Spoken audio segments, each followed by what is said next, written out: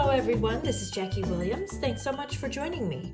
We're going to make a fun fold card in this video, and this is called the Cascading Pleat Fold Card. And this project was shared at a recent team retreat that I had by my team member Kaz Hurst. And I just wanted to recreate that and add my own spin on it and share it with all of you. So to make this card base, you need 3 pieces. Now I've chosen colors that I wouldn't necessarily build it with these colors, but I wanted you to be able to see the different elements of the project easily. So to make a standard size, you will start with a piece that is 5.5 inches by 8.25 inches. And then we'll use our Simply Scored scoring tool. And what we want to do is score it at 4.25. So this will be our card size, the 5.5 by 4.25, and then every inch thereafter, so 5.25, 6.25, 7.25, and then our paper is 8.25. So we have 4 1-inch sections plus the size of our card. Now then, it actually goes this direction. Now we're going to fold that card at the first score line, like in half, but it most likely won't actually be in half. That's okay. And then we fold it back on itself and then forward and back like this. So we have our card size and then basically a little accordion on the side with 2 mountains. Now that's where these pieces come in. I am going to adhere these pieces in basically like a leaf in a book. So this larger piece will go on the first or the back mountain. And I am putting that at the bottom of the card. So this is all level. You could certainly center it, but your card will not be able to stand up nicely if you do it that way. So you just need to weigh up if that matters to you. So doing it this way, they're all lined up at the bottom and you have these layers showing on 2 sides. Like I said, you could center them so you've got 3 sides of layers, but you know, your card won't be able to stand. Okay, so it looks like this so far. We've got the basics. Now I just want to take my scissors and I'm going to cut away this extra base card. But it needs to be done a particular way. So on the panel that has this front piece, we're going to just cut right along the line of the pool party panel. And then I want to go from this score line up to the corner of here, of the berry burst panel with my scissors. And then I'll just do the same thing. I'm going to cut along the top of the berry burst panel. And then from this point up to this point. And there we go. That is our card base totally completed. Now I have a PDF for you to download, so you don't need to remember the measurements.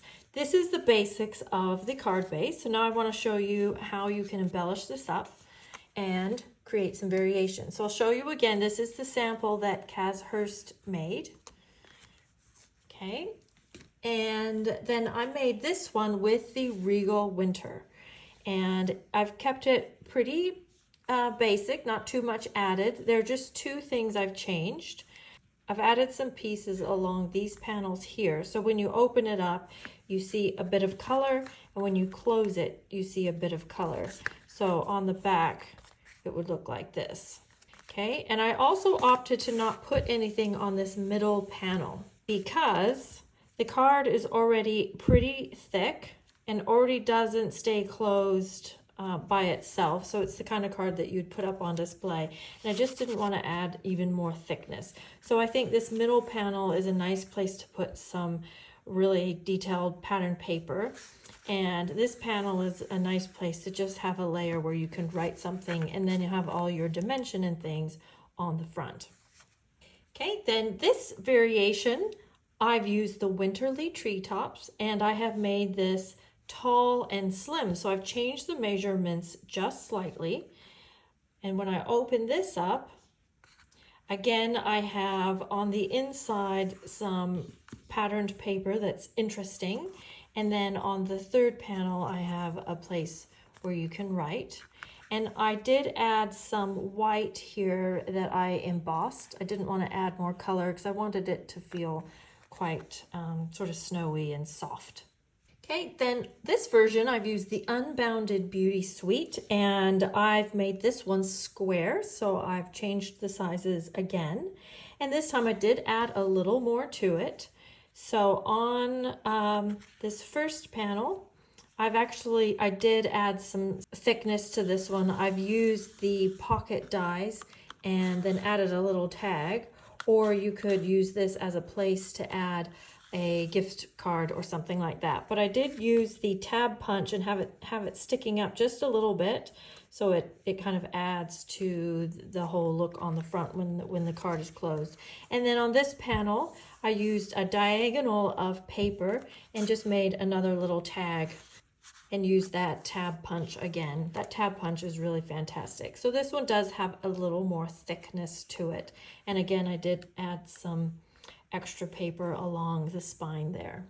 And then for this sample, I've used the Reindeer Days papers and also used the plaid embossing folder and these cute little peppermint embellishments. And for this one, I've gone back to the standard size, but I have added a little more to it. So for this version, I used the holly punch that's in the Reindeer Fun dies, but have those sticking out a little bit so you can see them when the card is closed. And I also added a back piece to this just to give it a nice pool party frame.